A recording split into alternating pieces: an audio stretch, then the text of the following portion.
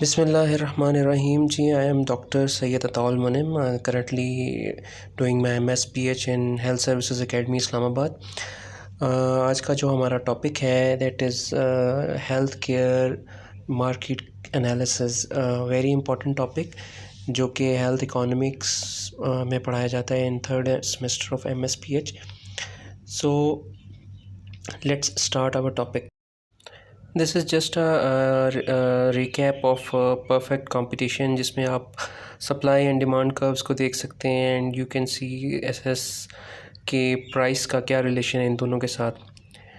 यहाँ पर बड़ा इम्पॉर्टेंट है कि हम ये देखें कि Q0 is a point where supply and demand are equal and this leads to a perfect combination. other than this point जो है वो buyer और sellers की जो आपस में जो coincidence है या आपस में जो relation है वो इतना ज़्यादा match नहीं कर पाता. Just a quick review of essential conditions for perfectly competitive market to function. ये हम सब जानते हैं कि perfect information across buyers and sellers होनी चाहिए, large number of buyers and sellers मौजूद हों, होमोजेनिटी ऑफ प्रोडक्ट जो है वो मार्केट में हो, and free entry and exit of all the players जो मार्केट से रिलेटेड हैं वो अगर हो तो this would lead to a competitive market and buyers and sellers जो हैं वो अपनी जो रिक्वायरमेंट्स हैं वो पूरी फुलफ़िल कर सकेंगे. But does that exist in health care market? Let's see.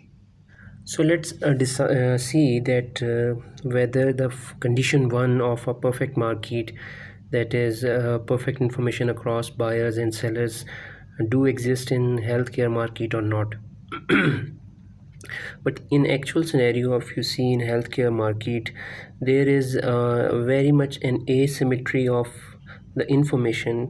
For example, अगर हम बात करें कि एक पेशेंट हमारे पास आता है जिसको हेड एक है, तो one doctor would treat him with a simple Panadol and the other doctor might advise him an MRI.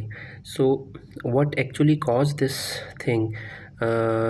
This is a very asymmetrical situation for a market because there is no asymmetry, and this leads to what we call a supplier induced demand, जो कि आप principal agent information होता है. As a doctor decide करता है उसको patient को क्या एडवाइस करना है. पेशेंट के पास ये ऑटोनॉमी नहीं है कि वो ख़ुद से अपनी डिमांड जनरेट कर सके. So this is called supplier induced demand. thirdly, बड़ी इंपॉर्टेंट चीज़ है कि there is so much uncertainty in the health care. If you go to a one doctor he would say कि आपको ये प्रॉब्लम है, और अदर देन अगर आप किसी और डॉक्टर के पास आएंगे तो he might say some other things about your diagnosis. So this creates uncertainty in the mind of a patient. So all these things lead to what we call an asymmetry of information, uncertainty, and principal agent information, that is supplier induced demand in a health market.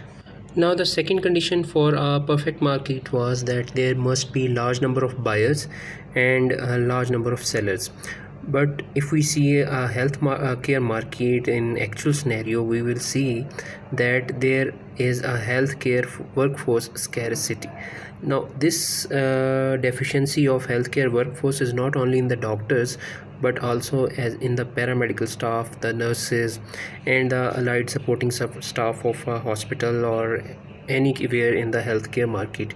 So ये एक बहुत बड़ा issue है इन health care market कि हमें doctors की, nurses की और पैरामेडिकल स्टाफ्स की डेफिशिएंसी रहती है.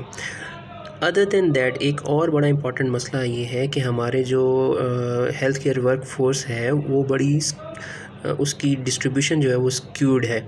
दैट मीन्स कि अगर आप देखें कि अर्बन साइड्स में जो है वो आपको डॉक्टर्स और पैरामेडिकल स्टाफ जो है वो काफ़ी ज़्यादा आपको मिलेगा, बट इन रूरल साइड आपको ये हेल्थ केयर स्टाफ काफ़ी ज़्यादा डेफिशिएंट मिलेगा, जिसकी वजह से आप देखें कि आपको वहाँ पर inferior good, that is called quacks, वहाँ पर बहुत ज़्यादा मिलेंगे.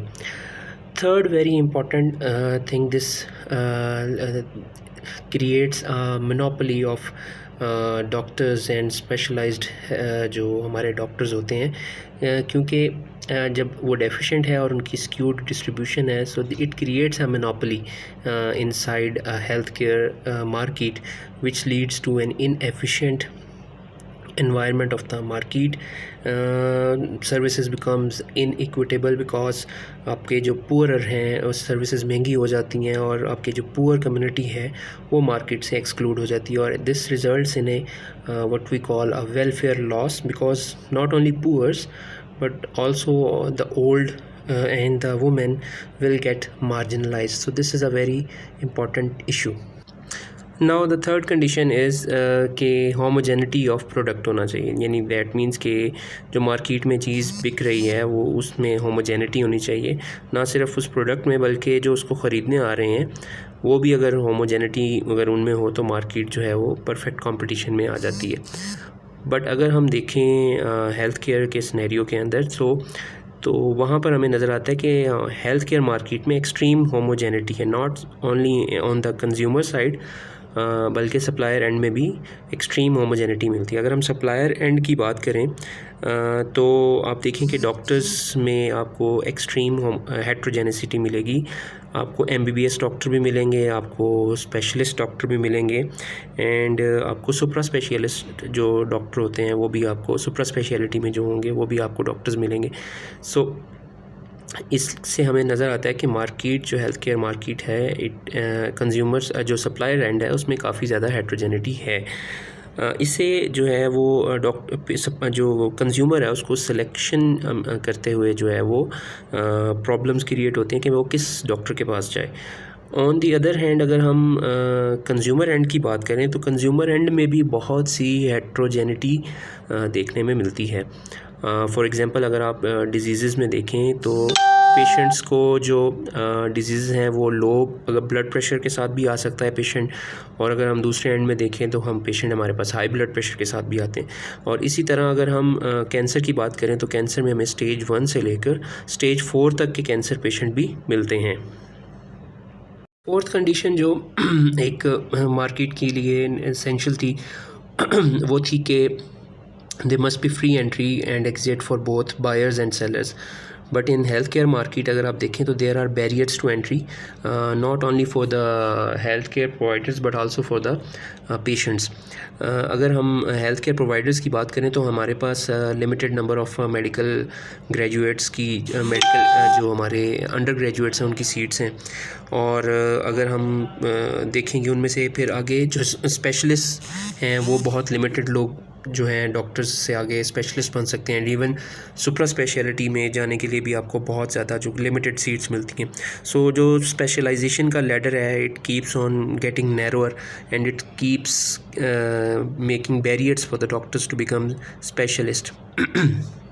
सो इसके अलावा लाइसेंस एग्जामिनेशंस भी हैं जो कि एज ए बैरियर हमारे पाकिस्तान के लिए ख़ास तौर पे आप बात करें NLE जैसे एग्ज़ाम है, नेशनल लाइसेंसिंग एग्ज़ाम, तो it create a barrier to entry for foreign doctors to practice in Pakistan. Second point में अगर आप देखें तो हमारे पास पेटेंट लॉ ऑफ ड्रग्स है। फॉर एग्ज़ाम्पल अगर एक वन कंपनी ने कोई ड्रग इन्वेंट की है तो वो वही बना सकती है और दूसरी कंपनीज़ नहीं बना सकती। सो it creates a barrier again. And third thing जो है वो है मोनोपलाइजेशन इन हेल्थ केयर, ये हम डिस्कस कर चुके हुए हैं कि इट इंक्रीजेस विद स्पेशलाइजेशन।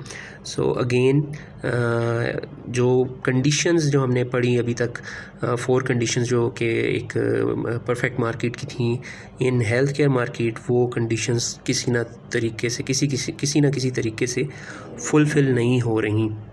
सो इस सारे सिनेरियो का रिज़ल्ट ये होता है कि हेल्थ सेक्टर के अंदर मार्केट फेलियर हमें नज़र आती है क्योंकि हमने परफेक्टली कॉम्पिटिटिव एनवायरनमेंट नहीं हेल्थ में मौजूद, तो इसका रिज़ल्ट जो है वो मार्केट फेलियर में होता है और हॉस्पिटल्स जो हैं वो बन जाते हैं प्राइस सेटर्स रेदर दैन जो पेशेंट्स होते हैं। सो वो ज़ाहिरी बात है वो अपनी प्राइस जो है वो हायर सेट करते हैं than the optimal prices, and जिसकी वजह से अल्टीमेटली क्या होता है कि जो पेशेंट्स होते हैं जिनको हेल्थ मिलनी चाहिए थी वो अपनी हेल्थ डिमांड नहीं कर सकते और डिमांड फॉर हेल्थ है वो रिड्यूस हो जाती है, and this results in overall what we call welfare loss.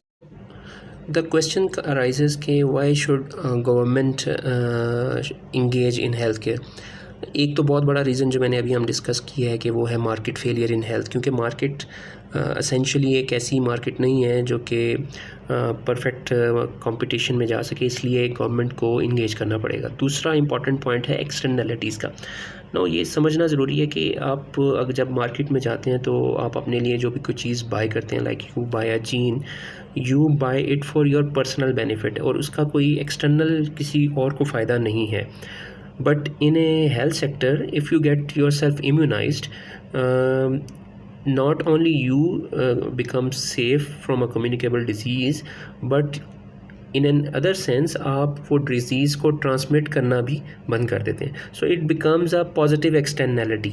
And इसी तरह अगर हम नेगेटिव एक्सटर्नैलिटी की बात करें कि अगर आप स्मोकर हैं तो आप खुद तो बीमार हो रहे हैं, but with the smoke you are spreading pollution, या आप किसी और जो आपके साथ बैठा हुआ दोस्त है वो भी स्मोकिंग के असर में आ जाएगा। इसका मतलब ये है कि जो दूसरा बंदा है वो नेगेटिव एक्सटर्नैलिटी का शिकार हो रहा है। इसकी और एग्जांपल्स में पोल्यूशन है जो कि नेगेटिव एक्सटर्नैलिटी है। थर्ड जो इम्पॉर्टेंट चीज़ है वो ये है कि health is a public good. वो क्योंकि it is non excludable and non rival. अब नॉन एक्सक्लूडेबल से मुराद ये है कि अगर कोई बंदा या कोई शख्स बीमार है तो आप उसको हेल्थ प्रोवाइड करने से इनकार नहीं कर सकते, इस वजह से कि वो इसको पे नहीं कर सकता। So this makes it non excludable commodity और पब्लिक गुड के करैक्टरिस्टिक्स में ये आ जाता है। नॉन राइवल से मुराद ये है कि अगर कोई एक बंदा लाइक जिसको कोई हेड एक हो रहा है और उसको कोई टैबलेट दी गई है, तो उसकी कंजप्शन जो है वो मेरे राइट को, अगर मुझे भी हेडेक है तो मेरे राइट को वो डिनाई नहीं कर सकते। So I have to get Panadol as well. So ये नॉन राइवल कमोडिटी भी बनती है, यानी कि I can use paracetamol as others. इसकी एक और एग्जांपल ऐसे है कि अगर हम आईईसी मटेरियल कोई लगा देते हैं तो वो कोई भी इंसान जो एजुकेशन का मटेरियल है वो कोई भी पढ़ सकता है, इसमें कोई राइवलिटी नहीं है कंजप्शन के ऊपर।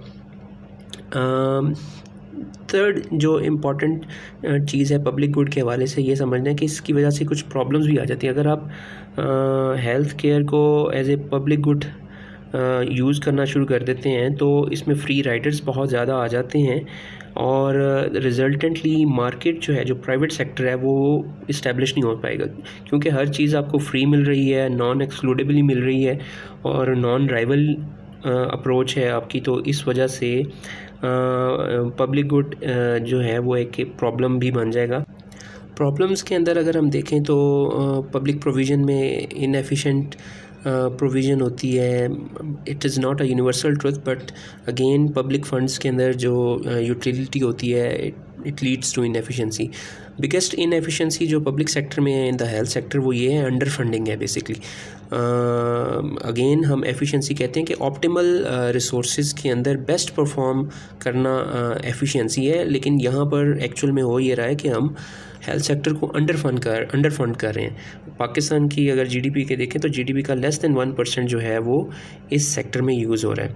इसके अलावा इनइक्विटेबल भी होता है लेकिन लेस देन प्राइवेट होता है as compare to. Third point is non responsiveness, जो कि जिसकी वजह जो है वो बैड गवर्नेंस होती है, और अगर इम्प्रूव कर लिया जाए गवर्नेंस को तो ये चीज़ ठीक हो सकती है। नाउ पॉलिसी रिस्पांस गवर्नमेंट का ये होना चाहिए कि we should regulate the private sector through taxation, through subsidy, through audits और केस रिव्यूज़ एंड या फिर अदर इंसेंटिव्स दें। और सेकंड चीज़ है कि हम पब्लिक प्रोविज़न को इन्हेंस करें through proper funding. So last है final word. Health care market के लिए कोई सिंगल सोल्यूशन परफेक्ट नहीं है। We do have a large private market, so उसको इग्नोर भी नहीं हम कर सकते, इसलिए उसको रेगुलेट करना पड़ेगा और साथ साथ हमें जो है पब्लिक सेक्टर में भी इन्वेस्ट करना चाहिए। ये ओवरऑल अगर हम देखें कि प्राइवेट सेक्टर में हेल्थ इंश्योरेंस की पॉलिसी को यूनिवर्सली अप्लाई कर देना या 100% प्राइवेटाइजेशन भी जो है वो इस चीज़ का मुकम्मल हल नहीं है। सो पब्लिक सेक्टर के साथ साथ हमें प्राइवेट सेक्टर को रेगुलेट करना चाहिए, एंड दैट वुड जो ये डिस्पैरिटी है हेल्थ मार्केट के अंदर, हेल्थ केयर मार्केट के अंदर, और ये जो परफेक्शन नहीं है, it would reduce. So thank you very much for watching the video. Please like करें वीडियो को अगर आपको ये बहुत इन्फॉर्मेटिव लगी है, and do subscribe my channel. Thank you very much.